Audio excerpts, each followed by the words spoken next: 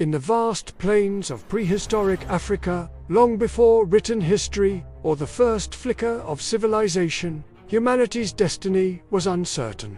Scattered tribes of early humans wandered across endless landscapes, forests, grasslands, and deserts in search of food, safety, and meaning. Their world was dangerous, filled with predators stronger and faster than themselves.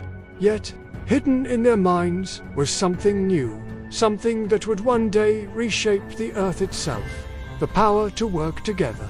This is the story of the first collective hunt, the moment when instinct became intelligence and survival became cooperation. The early morning mist rolled over the horizon, soft and golden under the rising sun. A small band of hunters crouched silently among tall grasses, their skin painted with earth and ash to blend with the surroundings.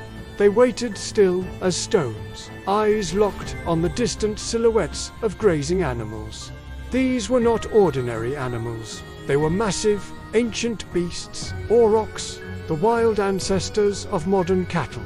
Antelope with horns like spears, and giant bison whose thunderous steps shook the ground.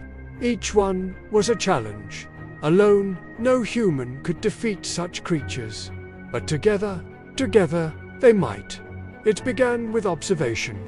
For generations, these early humans had watched herds move, how they grazed, how they fled when startled, how they gathered around their young. Slowly, patterns emerged.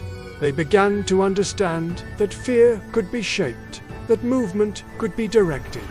And from this realization came strategy, the first true spark of human intelligence. The tribe was small, perhaps 20 people, men and women alike. Each had a role. The young and fast would drive the herd. The strong and seasoned would wait in ambush. The elders, too old to hunt, would prepare tools and tend to the fires. Even the children played their part, learning by watching in silence. Before the hunt, the leader, an elder with deep scars and calm eyes, knelt beside a small fire. He rubbed ash across his face, murmuring a wordless prayer.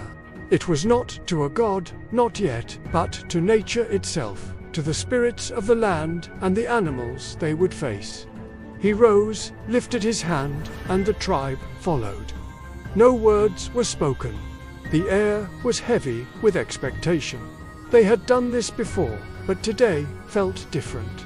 Today they would not scatter. Today they would act as one.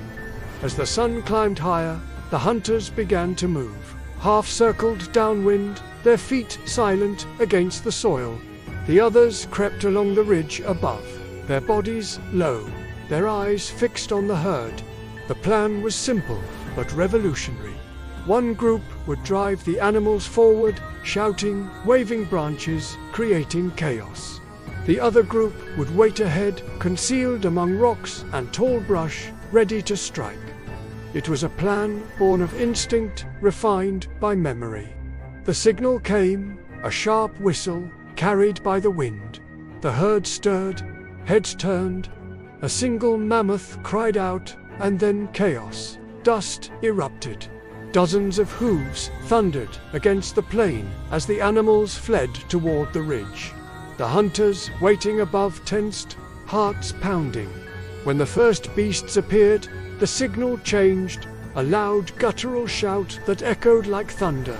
Spears flew through the air. The sound of impact was followed by screams, roars, and the sharp crack of bones. For the first time, humans and nature collided in an organized act of will.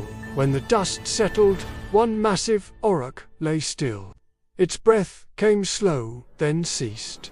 The hunters approached cautiously, reverently. They had done it together. For the first time, victory was not individual. It belonged to all. Around the fallen beast, the group gathered. Some cheered, others wept. The elder placed a hand on the animal's flank and bowed his head in silence. There was gratitude in the gesture, an unspoken respect for the life taken. The carcass was butchered with precision. Every part would be used. Meat for food, bones for tools, hide for shelter. Nothing was wasted. This was not greed. It was survival through balance. That night, as firelight danced across their faces, the hunters shared the meat. The smell of smoke and roasted flesh filled the air. Children laughed. Stories began, gestures, sounds, the beginnings of communication. Around those flames, humanity's first culture was being born. From that night onward, things changed. Hunting was no longer chaos. It was organization. Tribes began to specialize. Some crafted better spears, others learned to track footprints, others studied the wind. The hunt became a lesson in patience, intelligence, and unity. Over time, these lessons grew into knowledge.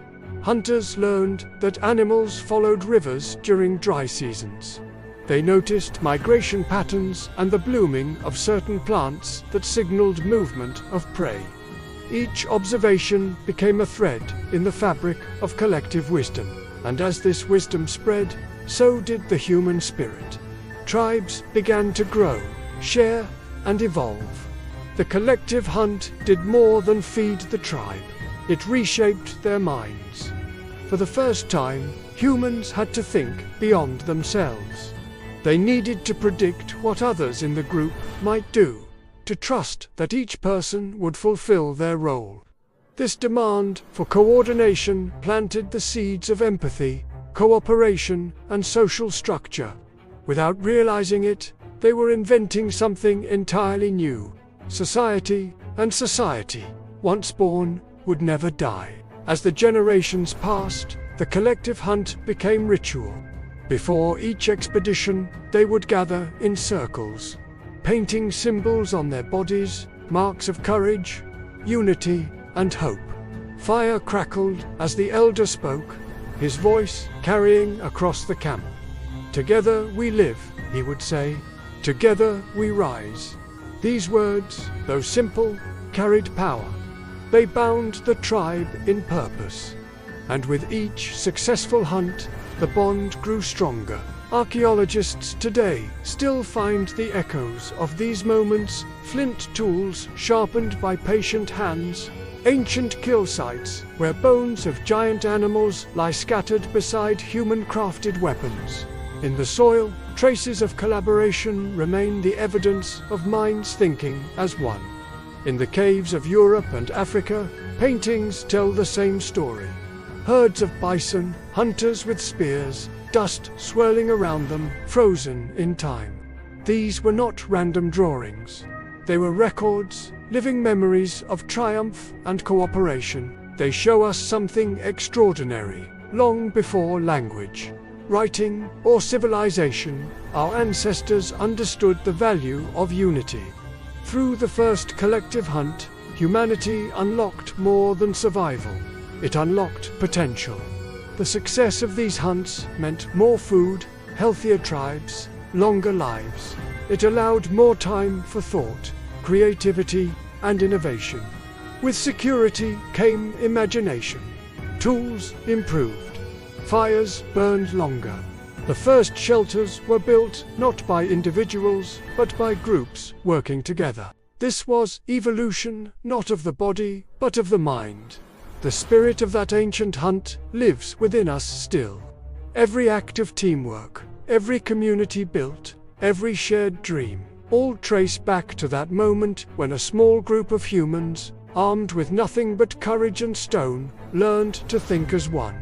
It is the heartbeat of humanity, the rhythm that unites us across millennia. Even now, when people cooperate to build, explore, or create, they echo that first unity. Every time a team accomplishes something greater than its parts, every time a community stands together in the face of challenge, the ancient hunters live again. When night falls over the modern world and the stars shine above the cities, those same stars once guided our ancestors across the plains. Beneath them, they planned, they hoped, and they dreamed, just as we do. The collective hunt was not just about survival. It was about becoming human. It was the first story of us, of what we could achieve when we stopped competing with each other and began to cooperate. It marked the dawn of empathy, communication, and trust. And from that dawn, everything that defines us today was born. If you enjoyed this journey into the origins of humanity, subscribe to the channel, leave a like, and share your thoughts in the comments. The hunt continues, and our story is far from over.